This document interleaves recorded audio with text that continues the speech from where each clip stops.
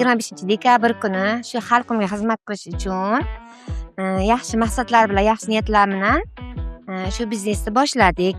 Mablag' yetmagan joyiga Transbankdan kredit oldim. Kredit olish jarayonida mana shu mahallamiz banki Umidjon yordamida oldim. Haqiqatan kredit olish qiynalmadik. Men ilgari kredit olish unaqa oson deb o'ylamaganman. 5 ta shogirdim bor hozirgi kunda.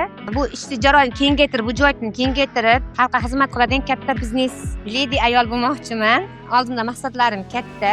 Kredit. Menga o'sha mahallada rosa ham pul keldi, katta miqdorda deb o'yladim. Hozir juda ham baxtiyorman, mamnunman. Shu ishni boshlaganimdan xursandman. Kelajakda o'quv markazlari ochib, o'quvchilarga o'rgatish niyatim bor. Qishlog'imizda uyda o'tirgan ayollarni 20-30 ayollarni ish bilan ta'minlash maqsadim. Bu oliy maqsadim. Hamma joyda ham daromad birinchi o'rinda-da. Daromad ham kerak, daromaddan tashqari orqasidan xalqqa xizmatdaman.